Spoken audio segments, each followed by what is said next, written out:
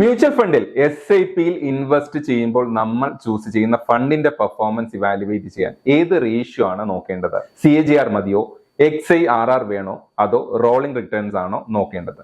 കൂടുതൽ ആളുകളും ആപ്ലിക്കേഷനിൽ CAGR ഒക്കെ 20% ഒക്കെ കണ്ട് നല്ല റിട്ടേൺസ് എന്ന് വിചാരിക്കും. പക്ഷെ എന്താണ് ആക്ച്വലി നോക്കേണ്ടത് എന്ന് നോക്കിയാലോ. CAGR ലംസമായി ഫണ്ട് ഇൻവെസ്റ്റ് ചെയ്യുമ്പോൾ നോക്കേണ്ട റേഷ്യോ ആണ്.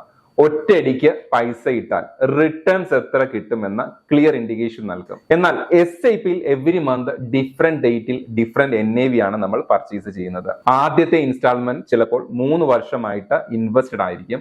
ലാസ്റ്റ് മന്തിൻ്റെത് 30 ദിവസം മാത്രമേ ഇൻവെസ്റ്റ് ആയിട്ടുണ്ടാവുകയുള്ളൂ. അതുകൊണ്ട് CAGR മാത്രം നോക്കിയാൽ SIP-യിൽ മിസ്ലീഡിംഗ് ആണ്. അപ്പോൾ SIP-യിൽ നോക്കേണ്ടത് XIRR ആണ്. ഇത് നിങ്ങളുടെ ഓരോ ഇൻസ്റ്റാൾമെന്റും എത്ര ഡേറ്റിൽ പോയി എത്ര ടൈം ഇൻവെസ്റ്റ് ആയിരിക്കുന്നു എന്നുള്ള ക്ലിയർ ഇൻഡിക്കേഷൻ നൽകും.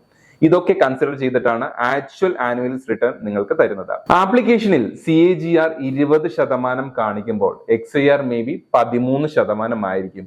അതാണ് റിയൽ പിക്ചർ. ഇനി നിങ്ങളുടെ ഫണ്ട് കൺസിസ്റ്റന്റ്ലി പെർഫോം ചെയ്യുന്നുണ്ടോ എന്ന് അറിയാൻ റോളിംഗ് റിട്ടേൺസ് നിങ്ങൾക്ക് നോക്കാം. CAGR-ന്റെ പ്രോബ്ലം മാർക്കറ്റ് പീക്ക് നോക്കിയാൽ സൂപ്പർ ആയിരിക്കും, ക്രാഷ് ചെയ്യുമ്പോൾ നോക്കിയാലോ വളരെ മോശമായിരിക്കും. റോളിംഗ് റിട്ടേൺസ് വഴി ഏത് ടൈമിൽ നിങ്ങൾ ഇൻവെസ്റ്റ് ചെയ്താലും ഈ ഫണ്ട് ഡെലിവർ ചെയ്യുന്നുണ്ടോ എന്ന് നിങ്ങൾക്ക് മനസ്സിലാക്കാം. സോ ഫൈനലി CAGR ഫണ്ടിനെ പറ്റിയിട്ടുള്ള ജനറൽ ഗൈഡൻസ് തരും.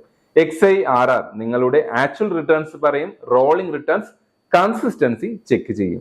പ്രിപ്പയർഡ് ആയിട്ടിരിക്കുക.